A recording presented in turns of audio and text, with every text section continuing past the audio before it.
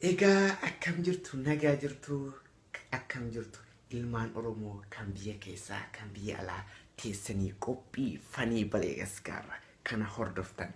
Egaa qophiin fanii balee gaskaara akka aadaa, seenaa, amantaa fi duudhaa Oromoo hin tuqneen ilmaan Oromoo kan biyya keessa fi biyya alaa boorsuuf qophii isaa xumuree jira. Qophii isaa kanarrattis dhandhama.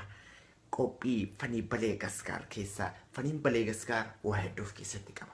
Diraamaa, walaloo, qoosawwan garagaraa fi jechoota hayyoota hedduu of keessatti qaba. San keessaa tokko haala dhandhamaatiin isiniif dhiyeessee jira. Kunis tapha yookiin qoosaa tokko. Qoosaan kunis maal jedha? Abbaa bashuutii fi haadha bashuuti. Abbaan bashuutii fi haati bashuu dhalatanis kan guddatanis gaa'ela isaanii kan raawwatanis magaalaa balee gaskaareetti. Abbaan bashuutii fi haati bashuu magaala gaskaar balee gaskaar irraa imalanii gara Finfinnee yeroo imalan keessatti duriyyoonni akkuma beekamu magaalota Finfinnee keessatti duriyyootaaf gara deeman hin jiru. Ni qunxuuxe namoota gara baadiyyaarraa dhufan yookiin magaalota biroorraa dhufan kana ni beeku jechuudha. Qunxuuxee jennaan isinis maal jettee jaarsa ofii kanatti himatti abbaa bashuu kanatti.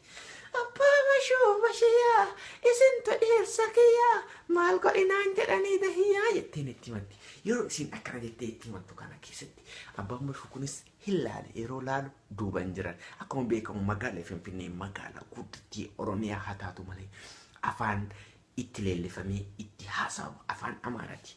Abbaan bashuus afaan Amaaraan haasa'uudhaaf jecha maal jedharre duubatti ilaale እውነትሽን ነው እርግጠኛ ዱቢኒ ዛሬ ሳይሆን ነገ ነበር ጉዲ መጀመሮ ለምን ቀራሽ ዱበቲ አንተ ምነው ማልፍቱ ይጣ ዱበርቲ ጀዴ አከስ ቆጲን ፈኒ በሌ ገስካር ቆጲወን ከናፍ ከንከና ፈካታን ሚሚደጎ ሄዱ ከኑፍ keessatti qabatudha kun torba netti al tokko guyyaa kamisa isin boborsuuf isin bashannansiisuudhaaf qophoonee jira kanaaf haala yaada qophii keenya irratti qabdan koomentii fi laayikiidhaan nuuf ibsaa.